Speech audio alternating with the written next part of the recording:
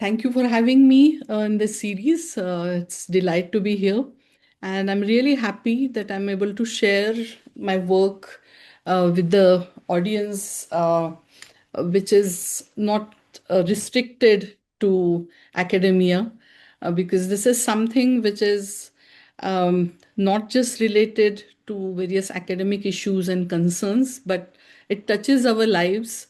And that's why it's very essential that whatever we do in our institutes is shared with the uh, people at large. So, thanks for this opportunity. I will be presenting uh, today on this Pandharpur temple entry Satyagraha. This is part of a broader study that I had conducted, first to understand the political biography of Sane Guruji. And then this particular aspect of his journey, I thought of approaching separately because there are lots of interesting themes which came out. So I'll start with my presentation for today. So democratizing religions, these are the insights from Pandharpur temple entry Satyagraha. Now, first of all, what I would like to talk about before I begin are two very significant things that are part of the title.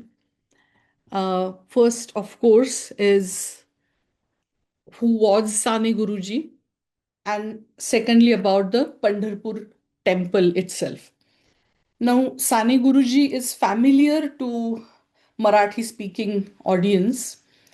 Um, he is known for his writings, particularly the very famous book Shamchi Ai, that is Sham's mother, and which is translated in eight different languages, including Japanese and seven Indian languages.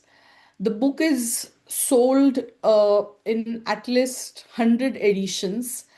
A movie was made on this particular book first in 1950s and again more recently, and there are different versions of the story of the life of Sham in various forms, and these stories, various anecdotes, are familiar to Marathi speaking audience. What I tried to explore in my political biography was his political career, because, like, as you can see in this slide, uh, Sane Guruji was not just a writer or a teacher, but he was very closely associated with the freedom movement. He was part of the freedom movement. He was part of the Indian National Congress movement. And then also he was associated shortly with the communists and towards the end of his life with the socialists. So I basically wanted to understand his political career, and my biography talks about that particular aspect of his life. But since our talk is not about his life, I'll move to the second part of the title, and that is Pandharpur. Now, Pandharpur is in Solapur district, and this is a site for Vitthal temple. Now, Vithoba or Vitthal, as he is called, is a deity which has actually attended invitation and attention of a large number of scholars, historians, archaeologists, Indologists, and there are lots of studies that are available on this particular deity, because this particular deity represents syncretic tradition, the medieval bhakti tradition. The famous Indologist R.C. Dehere has described this particular deity as somebody in whom we get to see various binaries meet. He is referred to as Vishnu Sahita Shiva, Buddha, Jinaputra, Digambar, Kannada, Karnataku, and to his devotees, he is Mauli, mother. Now, the particular tradition that worships him, which, as I mentioned, is Bhakti tradition, This particular bhakti tradition is inclusive, and we get to see that right from the 12th and 13th century to 16th, 17th century, we get to see various medieval saints, various Marathi saints who have written about this particular deity. And right from the Brahmin saints like Jnaneshwar and Ekanath, to non-Brahmin saints like Tukaram, Gora Kumbhar, Sautamari, Maharaj, and untouchable saints like Chokha Mela, or women saints like Muktabai and Kanhupatra. We get to see that many of them have worshipped and have written poetry, which is called as abhanga in Marathi. So, and Marathi tradition, Marathi culture is familiar about uh, almost all of these saints. Another very significant part of this tradition is that every year uh, lakhs of devotees take on foot pilgrimage. So the more famous one is the one that takes place in the month of Ashad, but there is another one which takes place in Kartik, which just happened a couple of weeks ago. In the Ashad Wari or Ashad pilgrimage, we get to see that thousands and lakhs of devotees from across Maharashtra and certain part of Karnataka and even from Telangana, we get to see that they walk on foot to Pandharpur. So the entire journey is uh, uh, about 250 to 270 kilometers. Also, it depends on from where you start, but if you consider the journey that takes place from Dehu and Alandi to Pandharpur, that's approximately of this distance. Another interesting part of this particular tradition is that every year, and this is since the formation of the state of Maharashtra in 1960, we get to see that the Chief Minister of Maharashtra, along with his wife, performs official puja of the deity. Now, this is something very interesting because we are a secular state, and despite that, this particular puja is performed because Vitthal and Pandharpur seen more as cultural icons of Marathi culture and identity. So it certainly has a religious dimension, but it also has a very strong cultural ethos. And from on behalf of the Marathi people, we get to see that this puja is offered. Now, this background is very essential for us to understand because it actually helps us understand, helps us know why this particular satyagraha was very important, and why did Sane Guruji choose Pandharpur and not any other temple for the temple entry satyagraha. Now, what was the problem? Why was he required to take this particular satyagraha? The reason was that despite the claimed syncretic ethos, which I mentioned, that the medieval bhakti tradition is a syncretic tradition, and in many ways the many binaries meet in this particular tradition. And despite the inclusiveness, as I mentioned, that there are saints from across castes and communities, there were even Muslim saints and there were women saints. So, despite this inclusiveness, the temple at the Pandharpur was restricted only to the so-called upper castes, and the so-called untouchables were not allowed to enter this particular temple. No, that was something which was rampantly existed. That was prevalent across the state and across the country prior to independence and before the constitutional and legal reforms were made. But with particular case of Pandharpur, it was very striking because this deity had some connections with folk traditions, and it depicted syncretic ethos and had some sort of inclusiveness which may not be seen in case of many other deities. So it was really very striking that despite all this cultural connotation, the temple was not open to people across communities. So the wari that I mentioned, the pilgrimage that I mentioned, used to walk all these 300 miles, which included the people coming from various castes, but particularly the people from untouchable communities used to wait outside the temple, not just outside the temple, but outside the city of Pandharpur. They used to stop at the river, but the rest of the people, rest of the wari, used to visit the temple, but the untouchables used to wait there at the river and would go back to their respective villages. This tradition continued for centuries. Now, why did Sane Guruji take up this particular Satyagraha? We get to see that he actually started this Satyagraha uh, on 9th of January 1947, and it continued for 4 months. And at the end of the 4 months, he had to take up 10 days fast, after which the temple was opened to the untouchables. But before we talk about the details, the various dimensions and the dynamics of this particular satyagraha, there is something which is very important for us to understand, that what prompted Sane Guruji to take this up in 1947. Uh, Also, I'll come back to these two slides little later.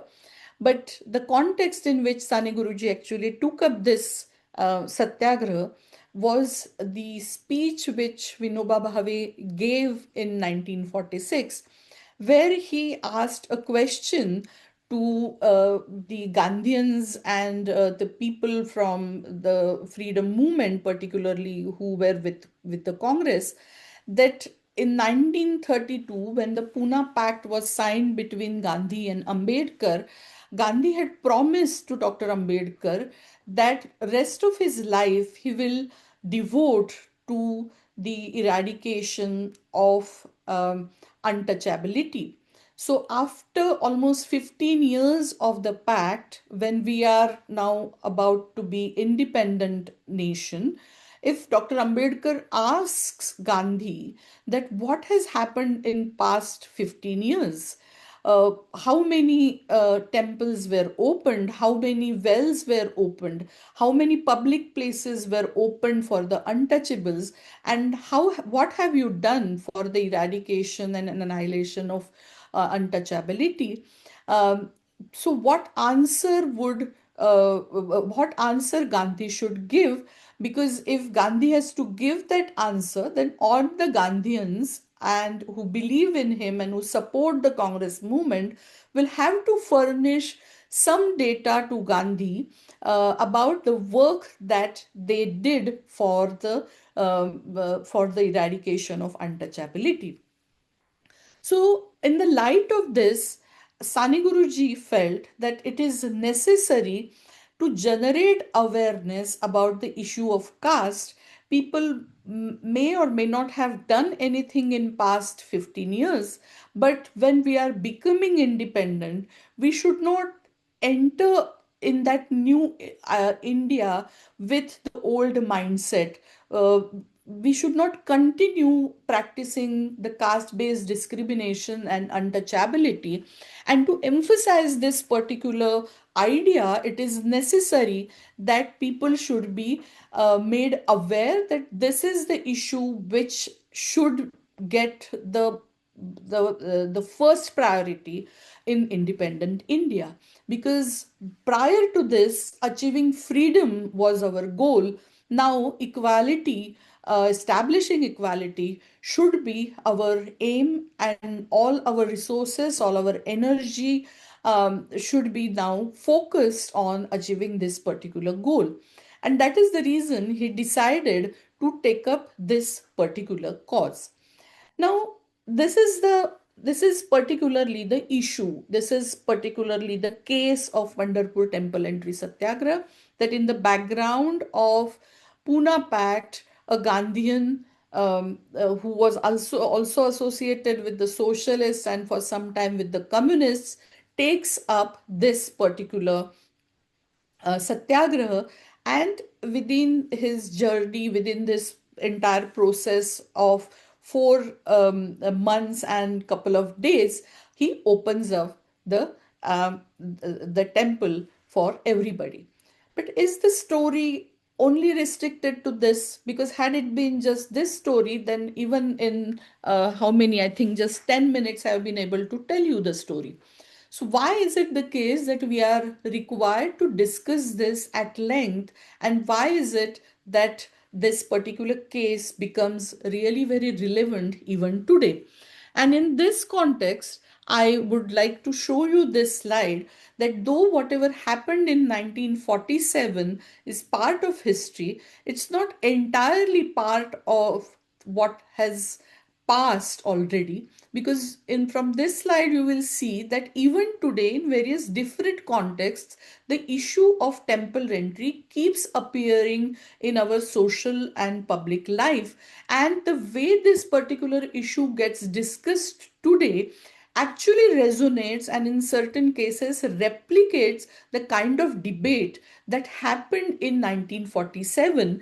And therefore, in the light of Pandharpur temple anti Satyagraha and in the context of such incidences that are occurring in the present times, I would be dealing with two very important questions: the feasibility and agency of reforms in Hinduism, and secondly, the relevance of reformed Hinduism for eliminating discrimination and inequality from society.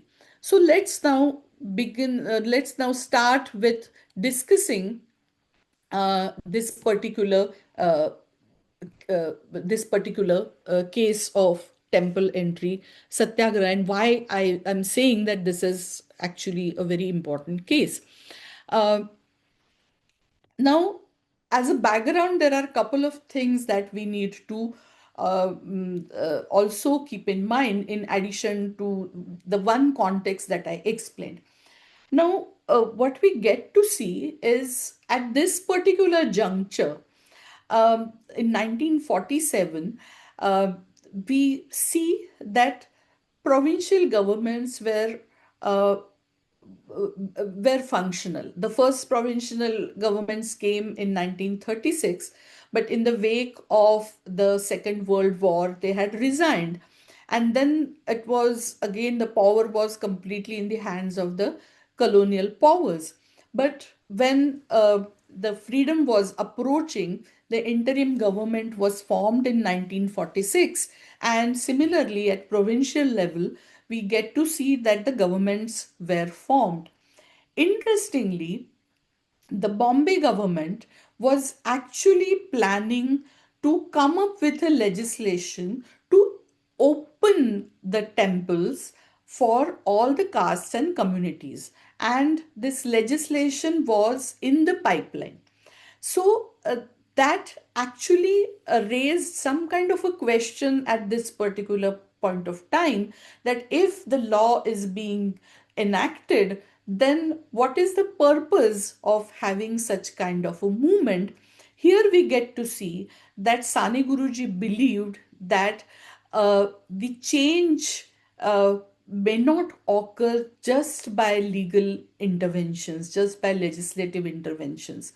To change the public mind, to revolutionize the public mind, it was necessary to take up a, a drive to create awareness, uh, generate mobilization, and then voluntary change is very, very essential. That was the reason he took this long journey of 4 months, where he traveled from Pune. The very first sabha that he uh, called for happened in Pune on 9th of January 1947. And then he actually rallied across Maharashtra, but not the present day Maharashtra, the old state of Bombay, which included certain parts of Karnataka.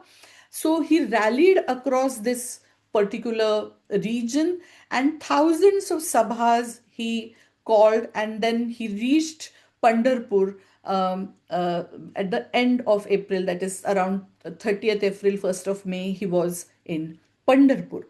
Now, what makes this particular journey very, very interesting and very, very important, because we get to see that this particular Satyagraha of Sane Guruji was not necessarily supported by people across ideological and political line. What makes it interesting is the fact that the people who we expect to support this particular movement also were in disagreement with Sane Guruji. So what we get to see, and this slide will show you the support, the people and the organizations that supported the Satyagraha and the people who were in disagreement. I won't call them, they were opposing it. Some of them were, but not everybody who is on the right side of the slide were opposing it, but they were in disagreement. Now, in case of Mahatma Gandhi and Vinoba Bhave, they felt that the 4 months long journey was important, and they did support that rallying and those sabhas, but they didn't support the fast, the indefinite fast that Sane Guruji had taken up in from 1st of May. And the reason was that both of them, uh, in agreement, they believed that that is something which is, in a way, giving the priests the right to decide upon the temple entry. With legal intervention, the state gets the right to decide on the issue of temple entry. And consistently, if we see various temple entry movements that had taken place earlier where Gandhi was consulted, even the Travancore temple entry or other places, you get to see that Gandhi always had taken side of legal intervention rather than authorizing the Brahmin priests to decide upon the matter. So they had a more principled position on this. In case of Dr. Ambedkar, and who was supported by a non-Brahmin leader, Mukundrao Patil, Dr. Ambedkar very consistently had taken up this position after 1935, that he no longer stands for the social and religious rights, but he is asserting more for the political rights for the untouchable community. And if you recall the declaration that he made in 1935, he had said that I might have born as a Hindu, but I will not die as Hindu. So, though he had not made up his mind about the religion in which he would want to convert, but he had certainly made up his mind that he will not continue to be a Hindu. And besides that, his movement at this particular point of time had focused for the political rights for the untouchables. The same argument was carried forward by the untouchable leader Mukundrao Patil, and he also didn't find any value in Sane Guruji's Pandharpur Satyagraha. Another opposition came from a Sanatani, Vishwas Daure, and we get to see that Daure again was opposing every kind of temple entry very consistently.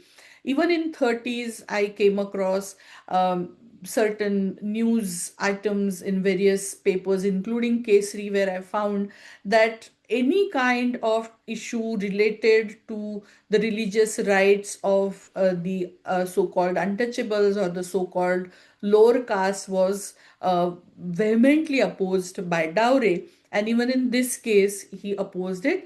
And one of the supporters of Dowry and a close associated, in fact, lodged a complaint against Sane Guruji for attempting to suicide. Now, even within the Varkari tradition, we get to see that there were certain mutts, certain groups who were opposing Sane Guruji's Satyagraha.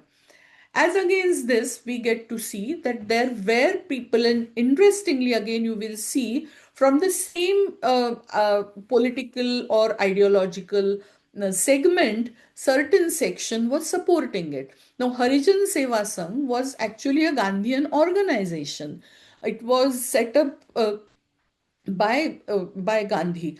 But Harijan Sevak Sangh was actually supporting Pandharpur temple entry satyagraha. Similarly, Kranti Singh Nana Patil, who was also part of the non-Brahmin movement and a very strong leader of the non-Brahmin movement, had supported the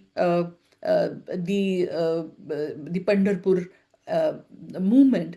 The socialists like S.M. Joshi also supported the movement, and Hindu nationalists like Savarkar also supported the movement. So, what we get to see is they extended their support in various forms.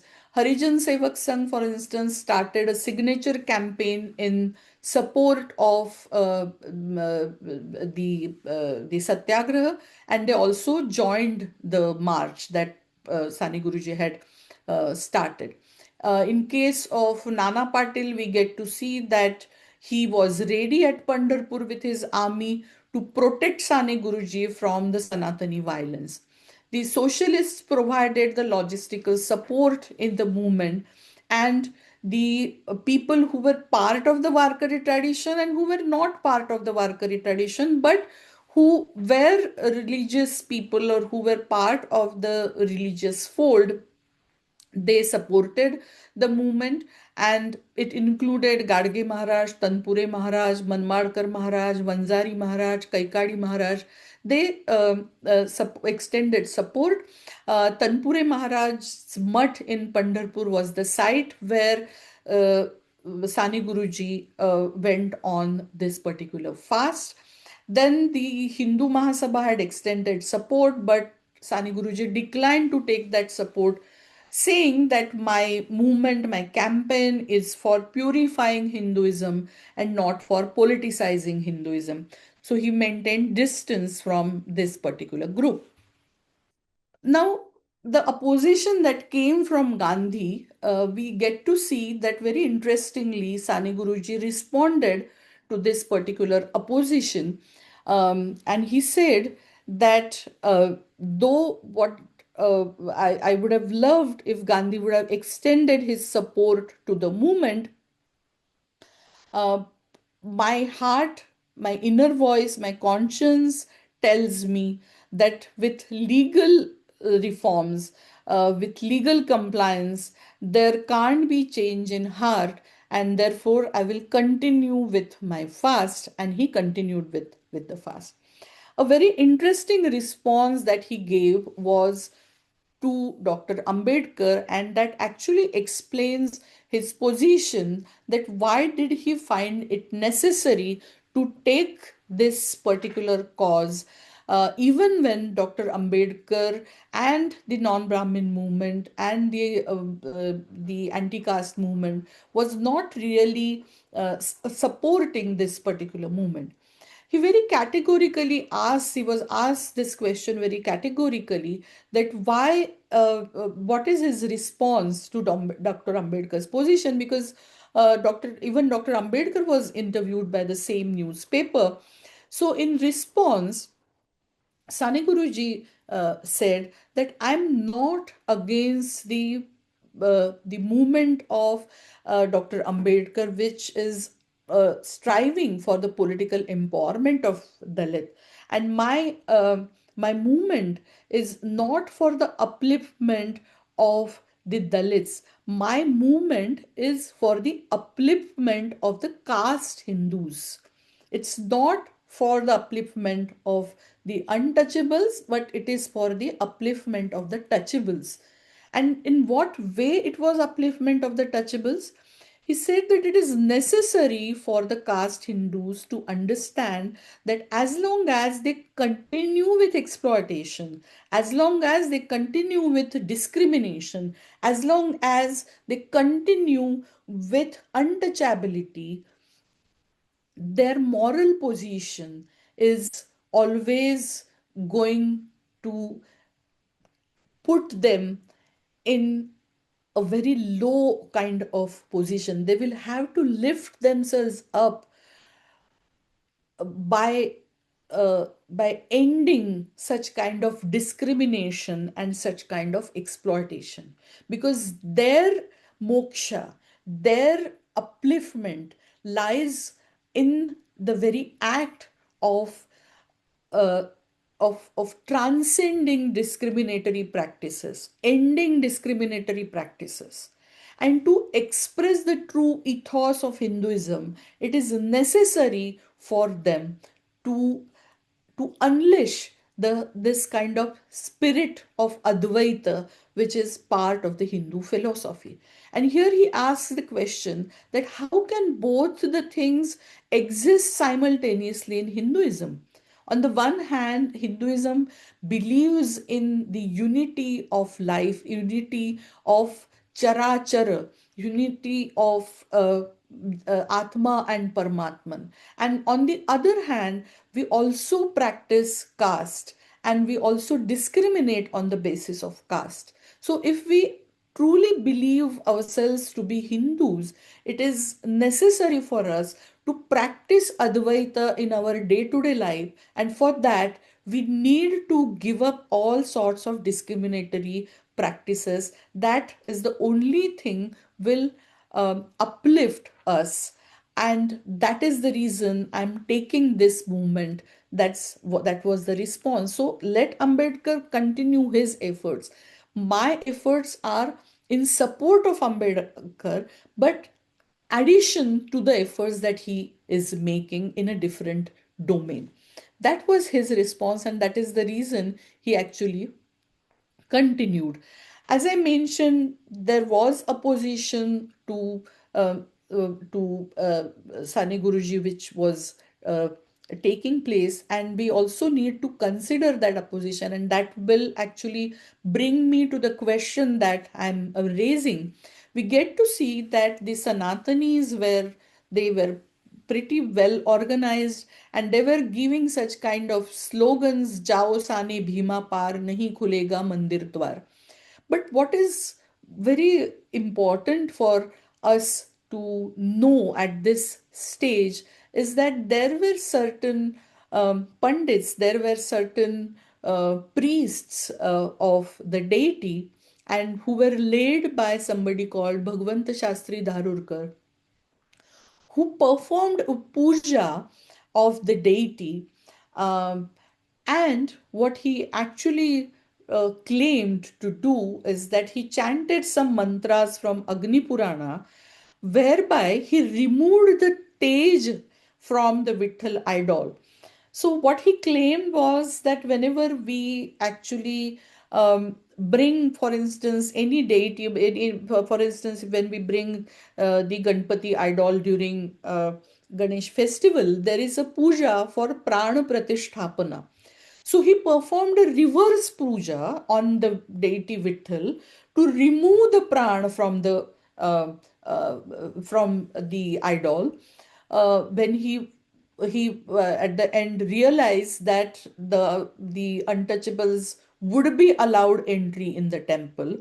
So what he did, he performed this reverse puja to remove the tej from the deity and put it in a pot, and took that pot in his own home, so that for him there was some assurance that now the deity that exists over there is just a stone idol, and the pran is removed. So even if the untouchables touch the deity, or even if they enter the temple, the temple will not be polluted or contaminated. So somebody who believed in this kind of discriminatory caste ethos performed this particular puja, but he was not alone, because we get to see that there were large number of priests who supported him for a very long time. And this puja was performed. The That particular pot, earthen pot, was taken from the temple to his house, and his house is actually next door, it's just adjacent to the temple, and where that particular pot was kept. And uh, since then, this group continued worshipping that pot instead of worshipping the idol in the temple. uh, what we get to see is that after this 4-month long journey, after the fast, the temple was finally opened to the Dalits on the night between 10th and 11th May. So in a way, the movement, the Satyagraha that Sane Guruji started, was successful. It what change it brought in for the people was that men and women across communities, they got access to Pandharpur temple entries, to the temples at Pandharpur. And I'm saying temples because those who know Pandharpur would know that there are separate temples for Vithoba and Rakhumai. So the temples were open for women and men across communities. But the question that I'm asking is, to what extent did it contribute to bring in equality and democratize religion? The question is pertinent because the group that I actually mentioned, this particular group which I was talking about, the group of certain priests who had taken away the prana, the tej from the idol, and had started worshipping this earthen pot, that practice also simultaneously, parallelly continued.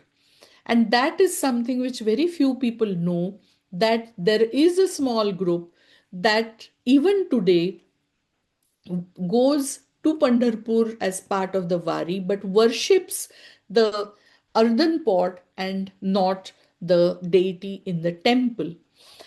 For that matter, what we get to see is that till um, almost for 20 years after the Pandharpur temple entry Satyagraha, certain number of priests also continued to worship that particular deity, and they had stopped entering the temple for almost 20-25 years, even after the temple was opened first through this particular satyagraha, and later when the constitution was in force, we get to see that all the temples were opened.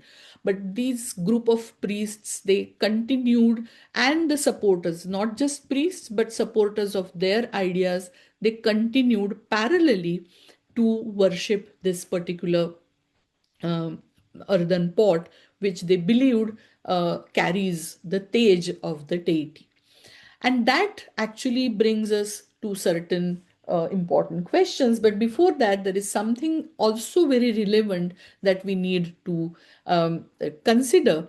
Here, what we get to see is that the Wari, which I mentioned, which walks these 300 kilometers, has a certain structure, where we get to see that there and this was the structure, this was the traditional order of the Wari, where we get to see that the chariot carrying the palkis of Jnaneshwar Maharaj and Tukaram Maharaj and the Padukas, it walks uh, at the end.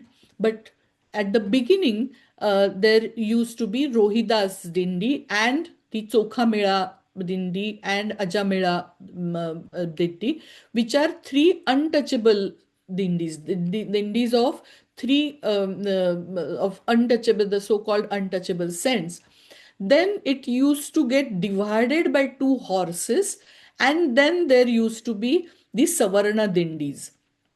Then it used to be followed by the chariot carrying the palki. And this system continued even after the temple was opened to the so-called untouchables. So even after the Pandharpur temple entry satyagraha, this this procession, the partition between the procession with the two horse, the practice continued till 1970s, when again a different kind of agitation was led by Baba Adhao. And then the two horses started walking in the front, and without any division between the untouchables and the touchables, all the 26 dindis, the troops, they started walking together, which was then followed by the chariot, the numbered dindis, and unaffiliated varkaris. There was a slight change later, because these two horses were used to have somebody in front. Earlier, if you remember, here the untouchable dindis used to walk. So they were used to having somebody over here. So they used to get confused. That's what is said. And that's why a dindi called Bhoi Dindi started walking in the front, again followed by two horses and 26 dindis. Now it is said that this Bhoi Dindi does not necessarily include people belonging to Bhoi community, but representatives of all these 26 Dindis. But there are two versions. There are people from this Dindi who claim that they actually represent only the Bhoi community. So there are two versions of this. But the point now here is the division, if at all that exists, is not on the basis of caste, and all the 26 dindis, they walk together. But again, we also need to remember that all these changes happened uh, only after a different kind of agitation was made in the 70s and 80s, and we get to see that post 1980 this kind of a change occurred, and then we get to see that the Warkaris now walk together. But having said this, has the practice of worshipping this pot totally ended? No, we don't get to see that. That we don't have any account right now, and also possibly because of the fact that untouchability is abolished, people may not even reveal this, so we don't have exact account of how many people go there. The number is certainly very, very small, but the fact remains that even today there is a group that worships that pot rather than the deity in the temple.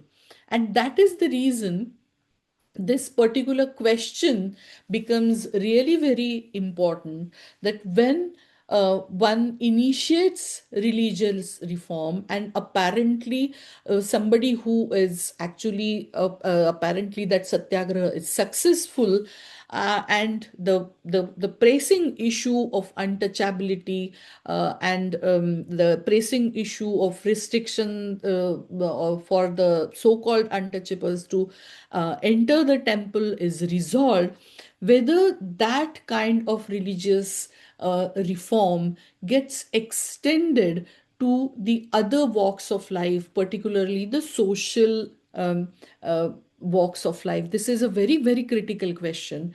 But another pertinent question that also becomes very relevant, that whether that kind of reform is total, or do we get to see that even within the religious fold there continues certain section that still believes in the hierarchies, the discriminatory practices, and continues with the old ways of practicing religion.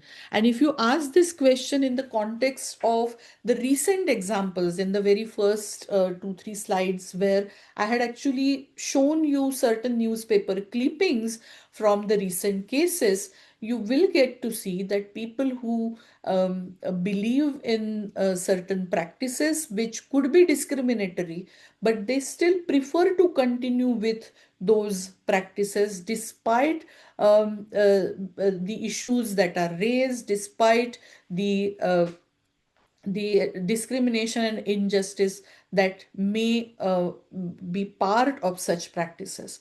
So, this actually becomes a very critical question.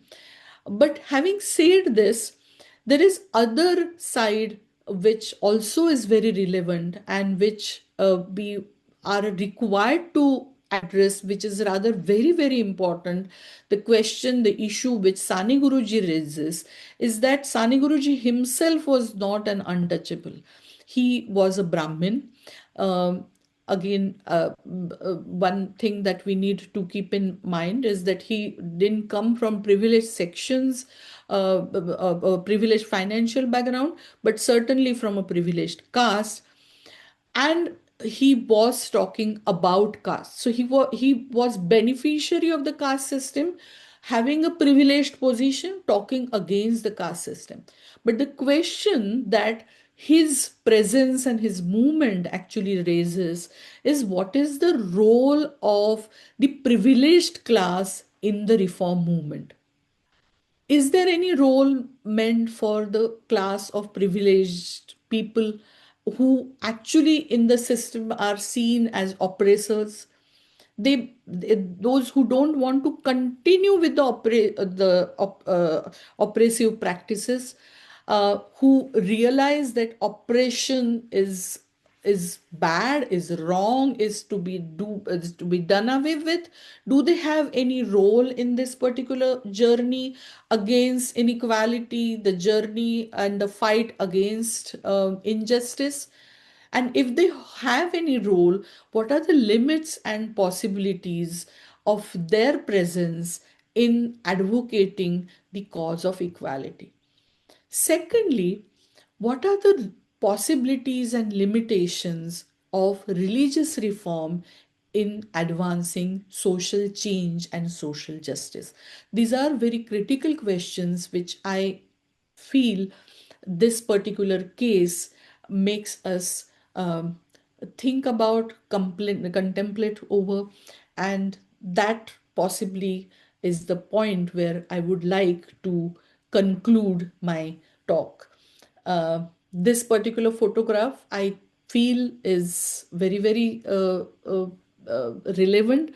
I had taken this photograph this year while I was walking with the Wari, interviewing people, interacting with them. That point of time, I had taken this photograph. This lady, as you can see, somebody who is part of the tradition, despite her age, she becomes part of that walk, such a long walk. She believes in the tradition and she wants access to worship the God. We don't know to which community she belongs to, but those who believe in tradition, such rites are very significant for them. At the same time, they also want share in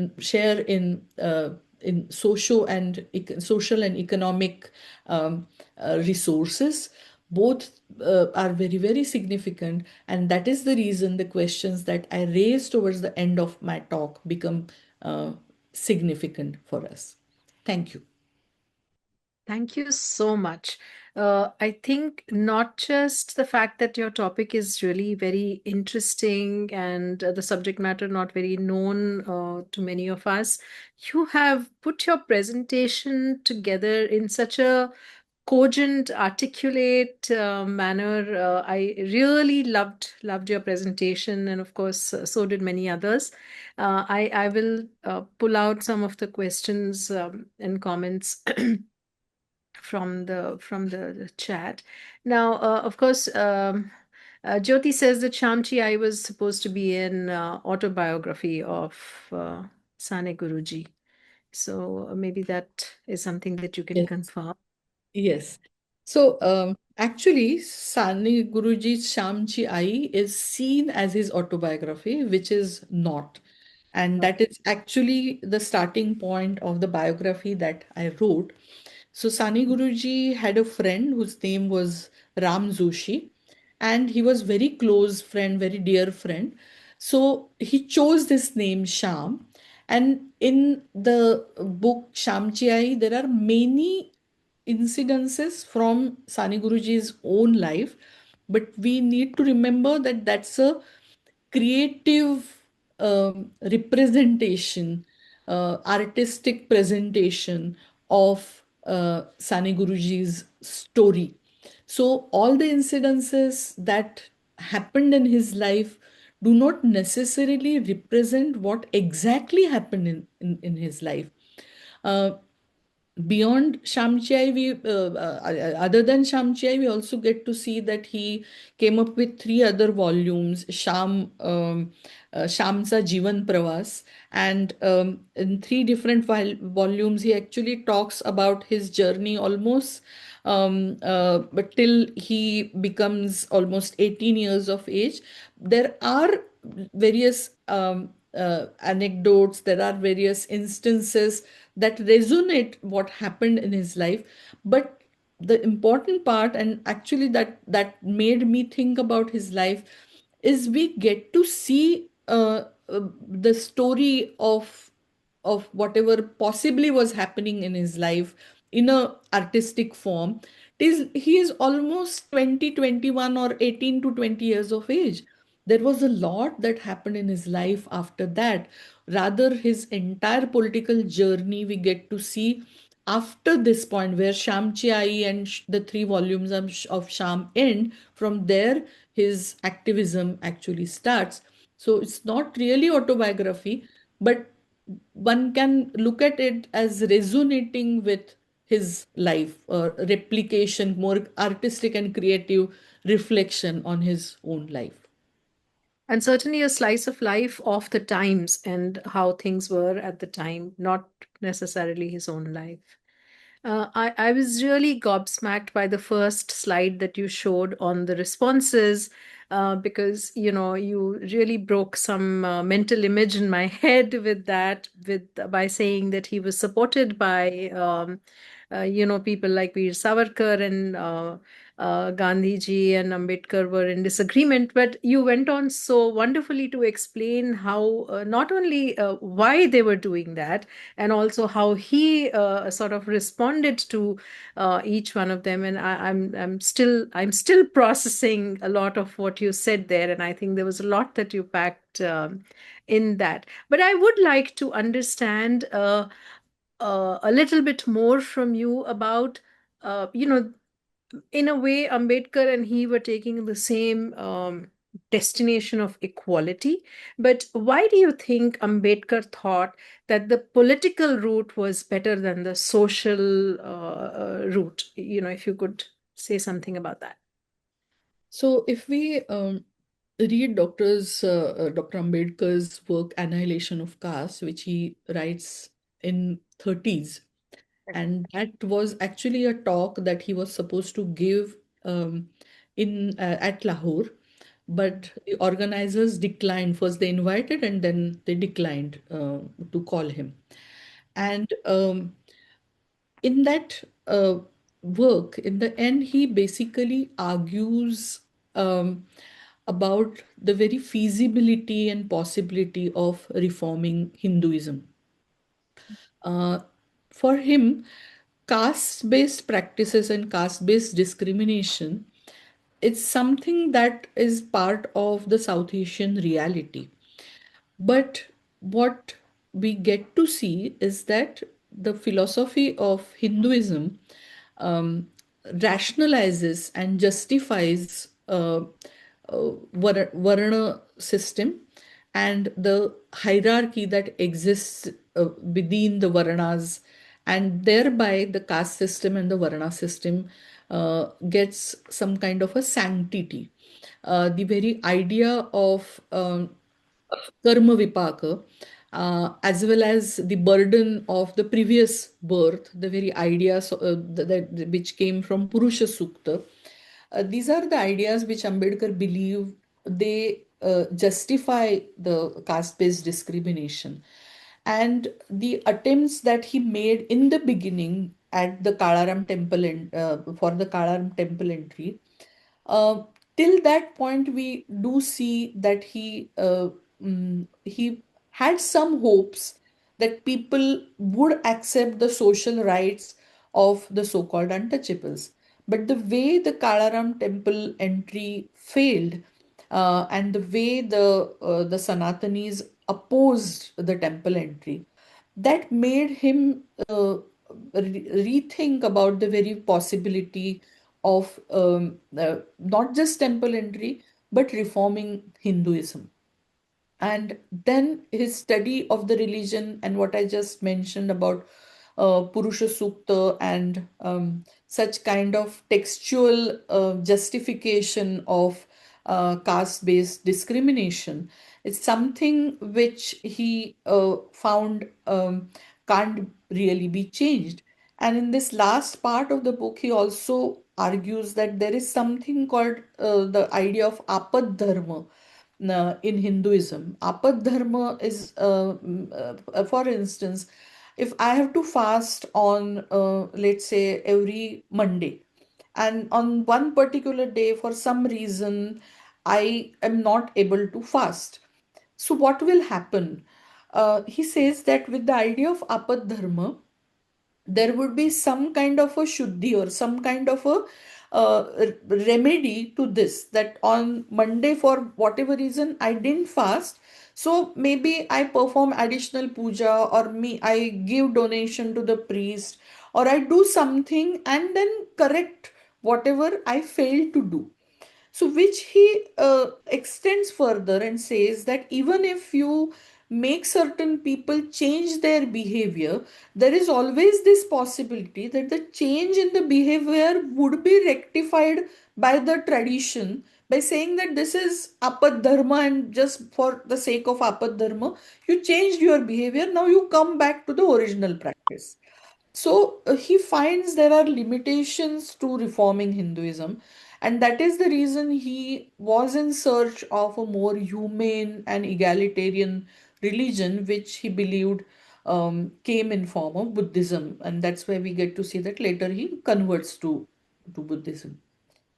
So that's why It at this point of time, particularly, we see that rather consistently after 1932 onwards, we get to see that he's focusing more on political rights and mobilizing the untouchables to form a political organization, get political representation in legislature, and go for legal reforms. personally found his response to him very impactful, that he says that not that the change will not come just from the articulation and movement of the untouchables, but by those who Exactly. are Yeah. the Yes. And that is very important. Though Ambedkar was right in his own location, I always give this example.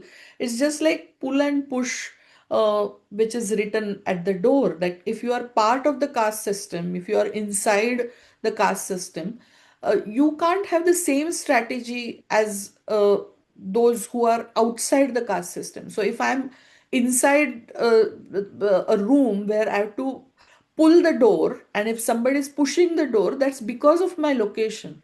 So how com- can I be complementary to the process? And because of my location, I can't really have the same strategy. And that's exactly what Sane Guruji is trying to argue, that because he is beneficiary of the caste system, because he is from the privileged position, he's trying to make the other beneficiaries of the caste system rethink about their location. He's trying to change their hearts. And whereas somebody who's outside the system would would choose a position of conflicting with the system, interrogating the system, rejecting the system, challenging the system. But somebody who is part of the system, even if it tries to reject the system, the privileges that are with that person by the virtue of being born in that caste, they will anyway continue. yeah. And I love your door analogy. I think it's a great way of, so this is brilliant. I think there are a few questions now that you have raised about the pran pot. So we want to know what happened, and this pot into which the divinity has now been put is, was it brought back into the idol? And so tell us a little bit about that. So as far as my information, there is a very small group now, and as I said, like I don't know the size of that group that still worships that pot. Then there is very interesting story, which again is not supported, but while interacting with people, I got to know about this. That actually, when this pran, this stage was put in that pot, it so happened that a cat jumped on that pot, and the pot, actually there was water, so that the stage was put in that water inside the pot, and this water actually fell down, so in a way that stage kind of the water that carried the tej is no longer there in that pot, but still that pot was worshipped. So that actually continues. Whether that tej was put back in the idol, I don't think that uh, happened. But also doing that in a way legitimizes this entire process, isn't it? That They now. have power to pull it out. Yes, and in the sense, we believe that the deity that exists there is no longer the same deity. Or in a way, we subscribe to the very idea that the priests have to have a role in putting that prana inside the deity, and then only that deity is worshipable, if we have to make such kind of a word. So I think that is one reason that didn't happen. And there were a couple of other changes also which took place, particularly with regard to the management of the temple. It was taken over by a government nominated trust. And so there are lots of changes which we get to see taking place in 80s. So there are various traditional roles actually that are performed by various priests, right from feeding the deity to clothing the deity to putting the deity to sleep, because the deity is seen in human form, though it's a idol. We actually get to see that in most of the temples and the deities, the people who believe in tradition, they actually associated with the deity as if the deity is a human. In fact, a very interesting story that I came across was this, that this group of priests who in the beginning had supported this Dharurkar Shastri and had stopped visiting the temple. One of those priests, for them, it became so difficult to hold himself from not entering the temple, that one day he couldn't resist himself, and he actually went inside the temple, and he actually hugged the deity and started crying and started asking the deity to, why have you kept me away from you for such a long time? So this is a tendency among the humans to look, visualize some kind of humanness in the deity. So that's again a very complicated kind of an issue. But they also had faith in the deity, but they still believed in the discriminatory practices. And some of them still continue. I think right now there are three mutts, if I'm not wrong, who still continue to worship this pot. It's not just deities and idols. I think it's, I just attended the Aarti, Ganga Aarti at Rishikesh, and it's even Ganga. They would say now Ganga Mata is resting and you cannot cross her. So I guess we have Yeah, the right, right. sort of. Then Um, again, like I would like to remind the people who are participating in this talk. Um, in recent times, for instance, you might have heard about the controversy with regard to the Ayyappa temple, where the women should be allowed entry. And if you just browse through the newspaper reporting, exactly similar kind of responses we get to see. You just change the name of the people and the deity, and you get to see similar kind of responses coming up. That Right. why do you want to enter the temple, or uh, if you are actually true believer in the tradition, then the follow the tradition as it is practiced. Why do you want to change the tradition? Or there were similar kind of responses at Shani Shingnapur here in Maharashtra. Again, I think that was sometime around 2017. So the deities change and the people change, but we are actually trapped in the same kind of uh, Belief system. responses. Uh, and those who believe in tradition uh, want to practice it, want access, and those who believe in tradition also don't want to give access. So it's very complicated. Uh, Okay. I think my connection or yours internet is a little unstable. Is the why are there two different temples for Vithoba and Rakhmbai? yeah, so there is Can actually you hear me? story about this, that there was Mhm. one of the devotee called what's his name, Pundalik. So Vithoba went to meet Pundalik and asked Rakhumai to wait for him. And so she's waiting somewhere, and Okay. he just. So there are. I would suggest in recent times there is a play on Marathi in Marathi called Dev Babhadi, where actually this uh, not the Pundalik story, but how the deity is actually taking care of the devotees is something is presented in a very, very interesting, fascinating way. Uh, Hmm. uh, so one can certainly watch that play. Um, so that's the reason there are two separate temples. Thanks. Lots of compliments from Nikhil, from Karen, and so on. And Jyoti, Sabira has a question. Why do we have castes? And it's insane to discriminate on the basis of birth. But I guess that is, if you want to say something about it, it's a biggish. It's a big, big issue. Why do we have caste? There are various sociological, anthropological explanations how the caste came into existence, why it continues to exist.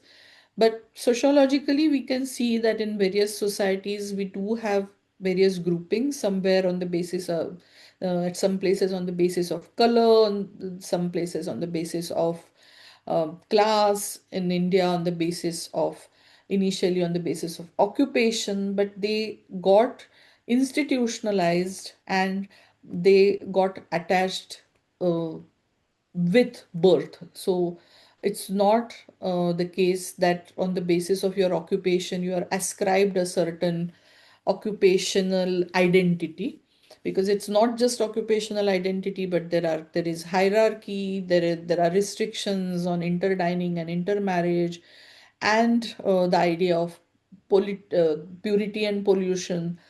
So all these factors are have become part and parcel of this society.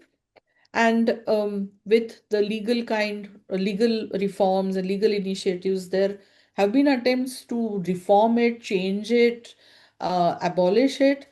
But as Sane Guruji puts it, it's very interesting that he writes towards the end of his speech, in end of his address, as I'll say it in Marathi and then translate it in English.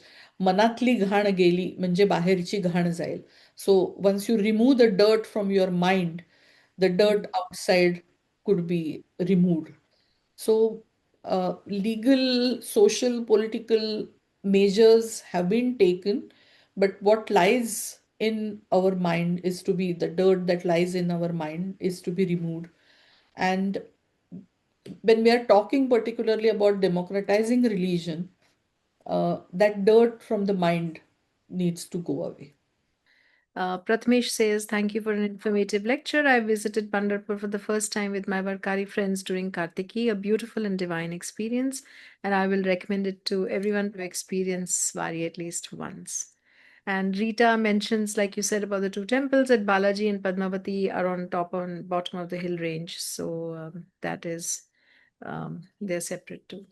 And of course, I think everyone's contemplating a lot about what you've said because you've packed a lot and a lot of thoughts you've shared with us in this very small time frame. It's been a fantastic experience and a lot to think about. Thank you so very much for joining us and for such a lucid talk this evening. And thank you to our audience for joining us this Saturday. Please join us in the future Saturdays as well. And happy weekend to all of you. Bye bye.